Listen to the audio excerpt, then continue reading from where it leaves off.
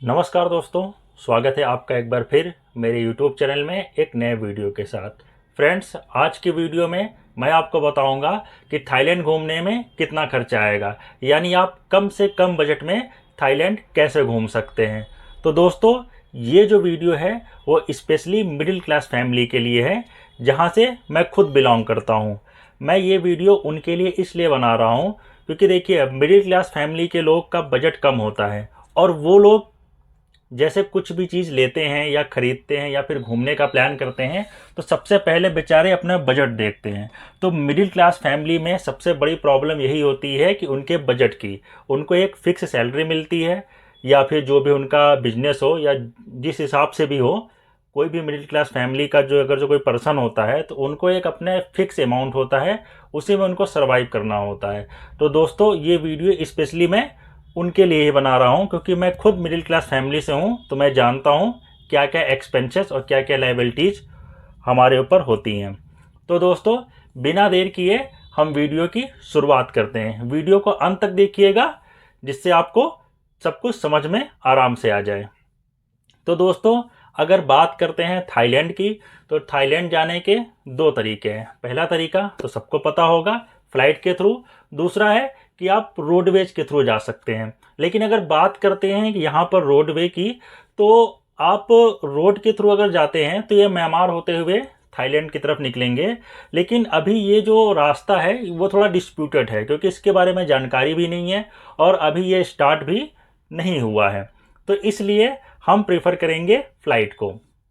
अगर फ़्लाइट की बात करें तो दोस्तों, फ़्लाइट आपको इंडिया में लगभग लगभग हर एयरपोर्ट से थाईलैंड के लिए फ़्लाइट मिल जाएगी। लखनऊ से, दिल्ली से, कोलकाता से, चेन्नई से, इन सब किसी भी इंटरनेशनल एयरपोर्ट से आपको थाईलैंड के लिए फ़्लाइट मिल जाएगी। तो दोस्तों, हमने जो फ़्लाइट ली वो दिल्ली टू बैंकॉक थी। यहाँ पर मैं आपको बता दूं कि दिल्ली से बैंकॉक का फेयर जो है आपका, वो 8,000 से लेकर 12,000 तक के बीच का आपको आराम से मिल जाएगा। इंडियन करेंसी की मैं बात बता रहा हूँ। अभी का रेट अगर देख लें तो ये आप देख सकते हैं, यहाँ पर देखिए 14,000 का भी रेट दिखा रहा है, 11,000, 9,000 का भी रेट आपको दिखा रहा है। तो यहाँ पर मैं आपको एक चीज़ और बता दूं कि जब वेकेशन टाइम रहता है, यानी कि छुट्टियों का दिन रहता है, तो आपको फेयर थोड़े से महंगे आपको मिलेंगे। लेकिन थोड़ा सा अगर ऑफ सीजन होगा तो आपको फेयर सस्ते मिल जाएंगे। जो हम लोगों का जो टिकट हुआ था वो हुआ था 8500 का इंडियन करेंसी में, यानी दोनों तरफ अगर जो बात कर ले तो 17,000 में हम लोग का बोथ साइड का हो गया था। तो भाई मेरे हिसाब से सस्ता है। आपको क्या लग रहा है, सस्ता नहीं है? भाई बहुत सस्ता है। यहाँ पर मैं आपको एक और बात बता दूं कि अपने जो पड़ोसी देश पाकिस्तान में, वहाँ पर जो फेयर इस समय चल रहा है वो भाई 3,40,000 रुपये चल रहा है। आप यकीन नहीं करोगे, 3,40,000 रुपये वहाँ का फेयर चल रहा है। यानी इस्लामाबाद कराची से अगर जो आप फ्लाइट करते हो थाईलैंड के लिए, इतना रेट इस समय का वहाँ पर चल रहा है। अगर उनका भी मान लीजिए ऑफ सीजन भी होता है ना, तो कभी 2.5 लाख से टिकट नीचे नहीं होता है। वहाँ पर एक बंदा था पाकिस्तानी, मेरी उससे बात होने लगी, तो मैंने बताया कि भाई मैं तो 8500 में आया हूँ यहाँ पर।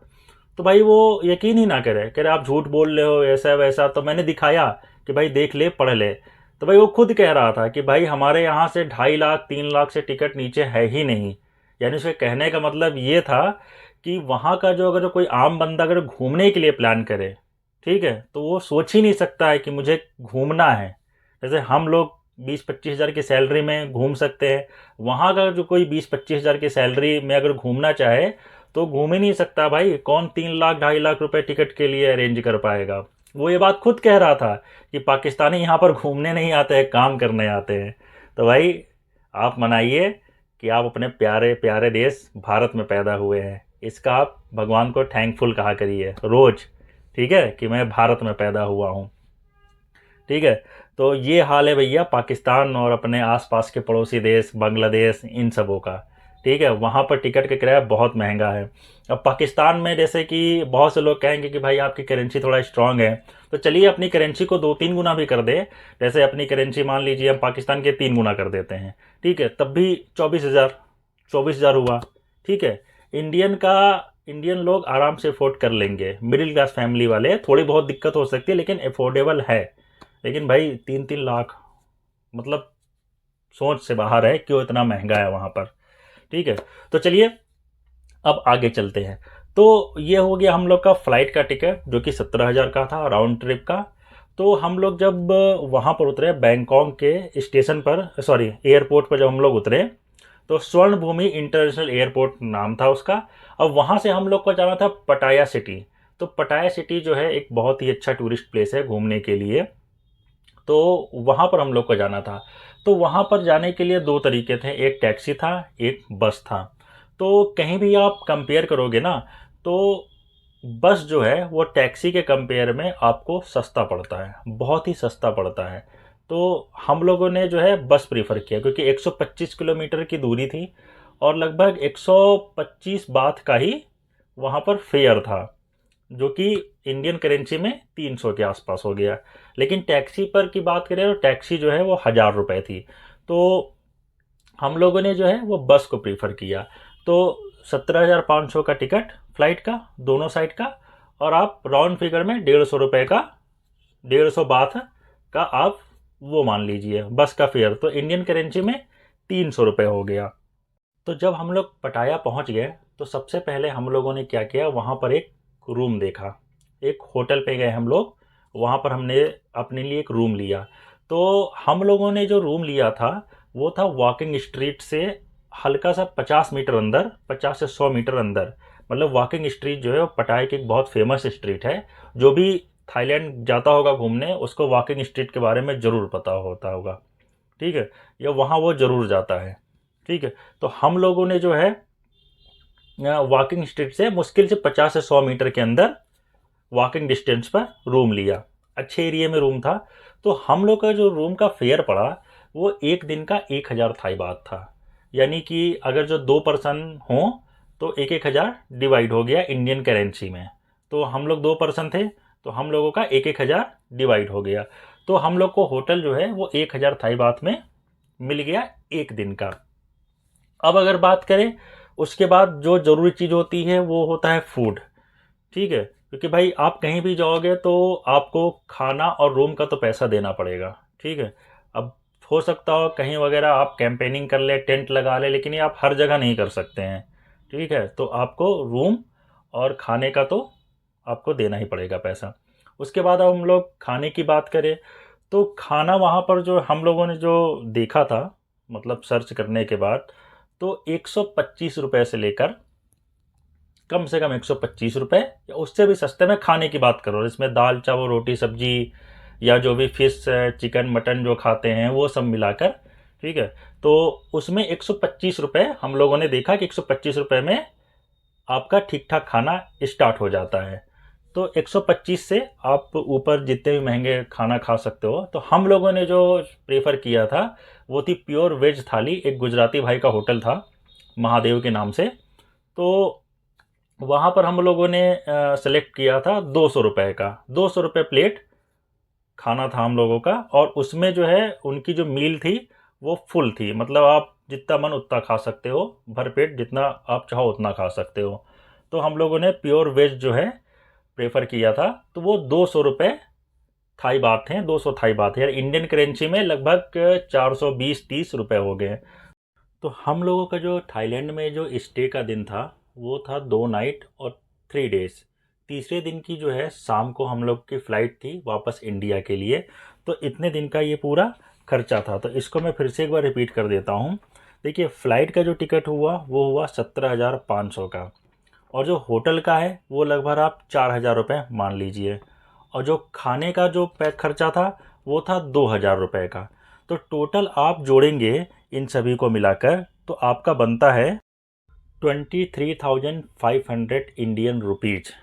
अगर इसमें हम छोटे मोटे खर्चे और जोड़ लें, फॉर एग्जांपल जैसे टैक्सी का, ठीक है, या फिर कहीं हम लोग बोटिंग करने गए, मतलब आइसलैंड वगैरह घूमने गए तो वहाँ पर बोट के फेयर का, और जो टी कॉफ़ी वगैरह पी इधर उधर, मतलब छोटे मोटे खर्चे, तो हम 1,500 रुपये, 1 से 1,500 रुपये और जो अगर ऐड कर लें तो टोटल आपका हो गया 25,000 इंडियन रुपीज़।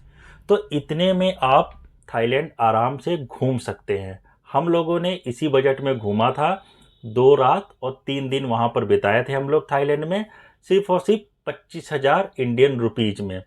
अब फॉर एग्जांपल देखिए, ये तो हुआ जो मैंने खर्चा बताया, ये तो हुआ एक नेसेसरी खर्चा जो कि मतलब लगेगा ही लगेगा भाई। फ़्लाइट का टिकट्स आपका लगेगा ही, ठीक है। आप वहाँ जाओगे तो होटल में या कहीं पर आप स्टे करोगे ही।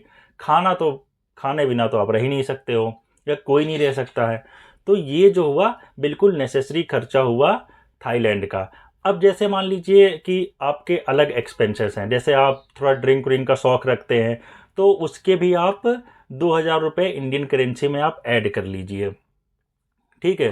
तो और भाई जो खर्चे हैं आपके वो तो आप ही जानते हैं, ठीक है। क्या आपका बजट है, वहाँ पर आपने शॉपिंग कर लिया या फिर क्लब वगैरह में जाके मौज मस्ती कर लिया, तो वो सब तो भाई आप पर डिपेंड करता है, ठीक है, आपके खर्चों पर डिपेंड करता है।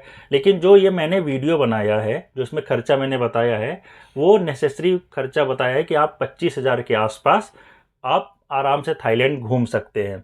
या फिर आप 25 से 30 का एक बजट बना लीजिए, उस बजट में आप आराम से थाईलैंड घूम सकते हैं। तो दोस्तों, जैसा कि मैंने आपको बताया था कि ये जो वीडियो है वो मैंने मिडिल क्लास फैमिली वालों के लिए बनाया है, जो भी मिडिल क्लास से बिलोंग करते हैं मेरी तरह, अगर जो वो घूमना चाहते हैं, अपने आसपास के कंट्री देखना चाहते हैं, ठीक है, तो वो इनके लिए एक बेस्ट प्लान होगा। और सच बताऊं तो जो मेरे साथ एक्सपीरियंस हुआ है वही मैंने इसमें शेयर किया है। इसमें मैंने कुछ ऐसा नहीं कुछ आपसे छुपा लिया हो कि कहीं 10,000 खर्चा हुआ हो और मैंने उस पर 5,000 बता दिया हो। मैंने ऐसा कहीं नहीं किया। जो मैंने खर्चा किया वो मैंने आपको पूरा A to Z इसमें बताया। अब एक मोस्ट इम्पॉर्टेंट चीज़, मैंने आपको इसमें फ़्लाइट का खर्चा बताया 17,500, होटल का बताया लगभग 4,000, फूड का बताया 2,000। अब मैंने जो एक इम्पॉर्टेंट चीज़ वो मैंने नहीं बताई, वीज़ा का फेयर। देखिए, इंडिया के पासपोर्ट पर बहुत सारी ऐसी कंट्री हैं जिनमें वीज़ा फ्री एंट्री होती है। तो हम लोगों का जो है वो नवंबर तक, इंडियंस का जो है वो नवंबर तक वीज़ा फ्री एंट्री है थाईलैंड में। थाईलैंड हुआ, मलेशिया हुआ, इन सब जगहों पर इंडियंस का जो है वीज़ा फ्री एंट्री है। और ये मतलब होती रहती है। कभी कभी गवर्नमेंट जो है थाईलैंड की गवर्नमेंट जो है इंडियंस को वीज़ा फ्री एंट्री देती है, ठीक है। तो आप देखते रहिए कि कब आपकी वीज़ा फ्री एंट्री है, तब आप जा सकते हैं। और नहीं, अगर जो आपको जैसे मान लें रेंडमली ग्रुप हुआ, प्लान बना, ठीक है, तब आप मुश्किल से मुश्किल 4,000 के आसपास वीज़ा की फ़ीस है। वीज़ा ऑन अराइवल भी आप ले सकते हैं। तो 4,000 रुपये आप और जोड़ लीजिए, यानी कि 30,000 का आप पैकेज बना सकते हैं।